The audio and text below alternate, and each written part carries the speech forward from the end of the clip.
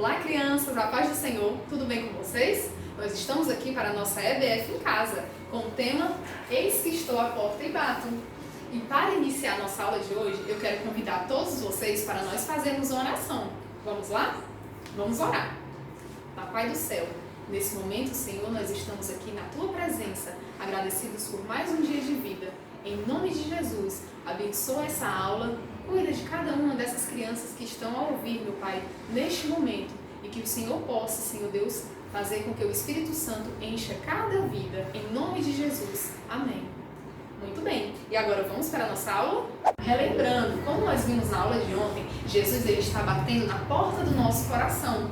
Só que depois que a gente abre a porta para Ele, o que acontece na nossa vida? É o que nós vamos ver hoje na nossa aula. E nós vamos estudar exatamente isso. Abra a porta e deixe Jesus fazer morada. E para isso, eu vou pedir para que vocês peguem a Bíblia de vocês para a gente ler um texto bíblico, tá certo? Nós vamos ler a palavra em João, capítulo 14, versículo 23. Então, se você está sozinho, tem dificuldade de achar o texto, pede para o seu papai ou para a sua mamãe te ajudar. Vou repetir, a gente vai ler no Evangelho de João, capítulo 14, versículo 23, tá certo? Vou dar um tempinho para que vocês possam procurar, tá bom?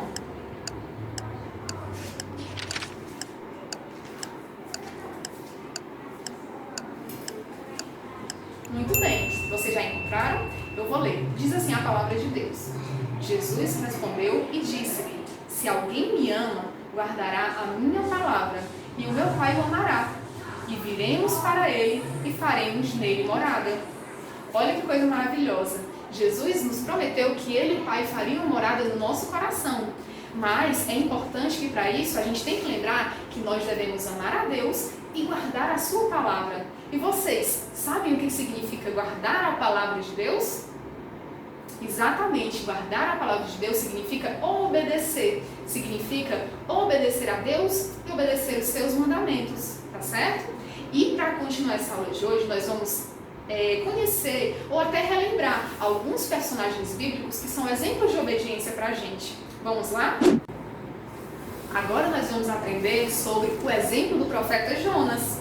Jonas, ele recebeu uma missão de Deus para ir pregar o arrependimento para o povo de Nínive, mas ele desobedeceu e foi para Tarsis.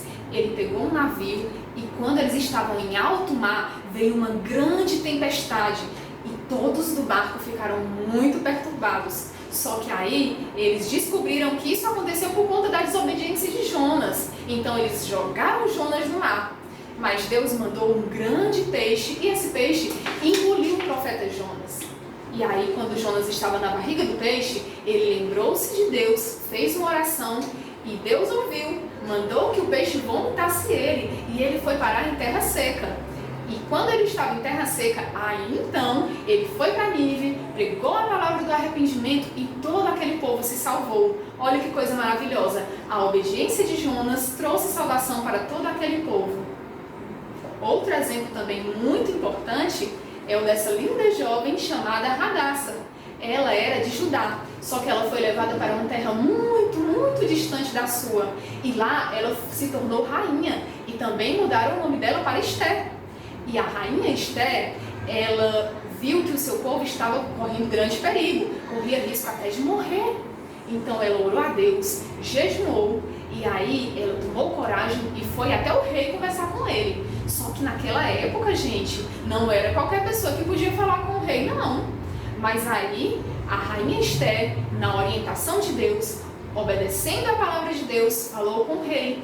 Deus tocou no coração do rei e esse rei salvou todo o povo da Esté, da rainha Esté.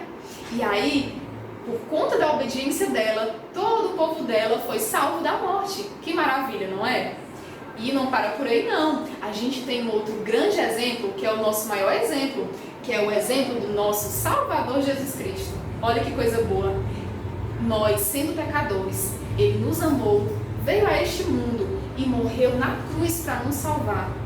E a obediência dele, morrendo na cruz em nosso lugar, nos trouxe salvação. Que coisa maravilhosa! E hoje, por conta dessa salvação e por conta dessa atitude de obediência de Jesus, nós podemos desfrutar paz, desfrutar alegria e a presença de Deus em nossas vidas.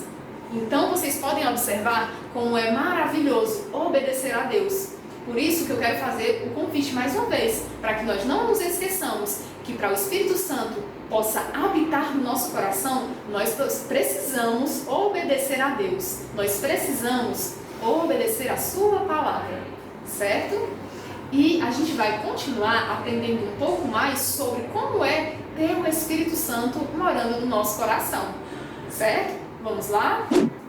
Então, crianças, esse coração aqui, ele representa o coração de uma criança que está cheia do Espírito Santo. Já esse outro coração aqui, que está triste, cheio de machucado, cheio de dodói, ele representa o coração de uma criança que não tem o Espírito Santo.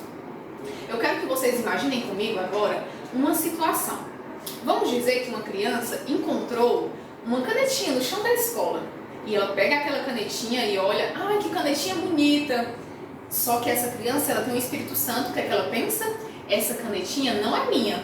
Se ela não é minha, eu vou pegar essa canetinha e entregar a professora para ela entregar a criança certa. Então vocês viram ó, que o pecado vai no coração daquela criança, mas ele não mancha o coração daquela criança. Por quê? Porque o coração dela tem o Espírito Santo.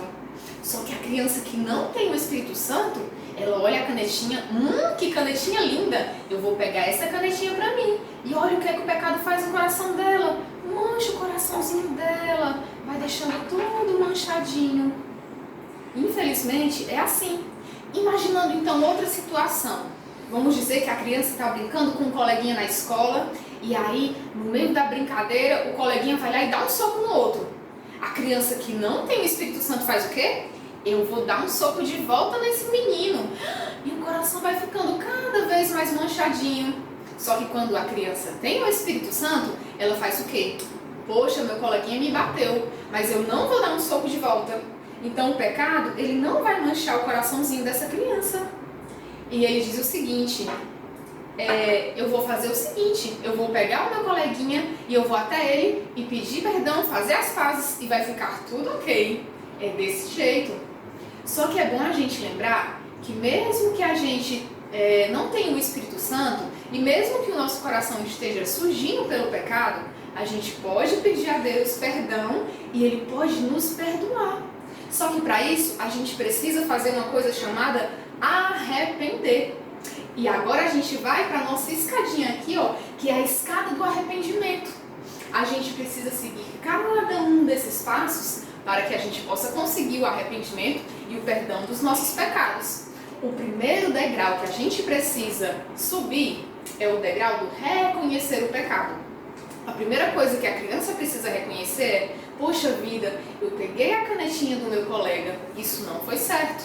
Então ela já subiu o primeiro degrau, ela já reconheceu o seu pecado. Depois disso vem o segundo degrau, que é o do sentir tristeza. A criança vai se entristecer porque o que ela fez foi errado. E depois disso vem o terceiro degrau. O terceiro degrau é o degrau do confessar. É nessa hora que a gente chega para Deus, ora a Ele, pedindo perdão pelos nossos pecados e confessando aquilo que a gente fez de errado. Depois disso, nós vamos para o quarto degrau. É o quarto degrau que é o degrau de corrigir. Se eu magoei o coleguinha, se eu peguei algo que não era meu, eu preciso ir lá e devolver para corrigir o que eu fiz. Muito bem. E agora só falta um degrau, que é um degrau muito importante. É o degrau do não repetir.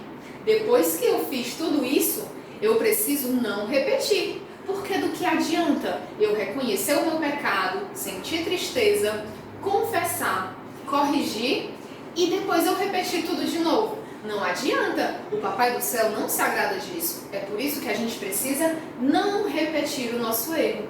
E nesse momento, eu quero convidar você, se você já fez alguma coisa de errado e você gostaria de confessar o seu pecado e se arrepender, eu gostaria de convidar você a fazer uma oração. Vamos orar a Deus nesse momento? Então feche os seus olhos e ore comigo pedindo perdão de Deus. Papai do Céu, nesse momento nós estamos aqui na Tua presença para pedir perdão pelos nossos pecados.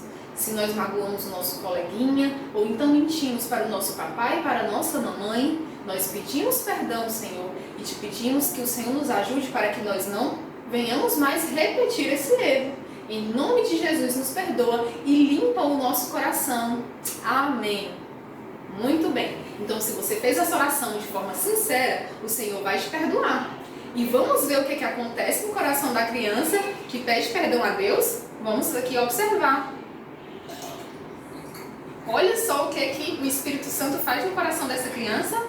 Ele deixa o coração da criança limpinho de novo, porque ela pediu perdão a Deus e confessou o seu pecado. E a criança que estava cheia de dodói, agora ela vai ficar feliz. Muito bem. Então, é importante que vocês não se esqueçam. Aquele texto que a gente leu de João, capítulo 14, versículo 23.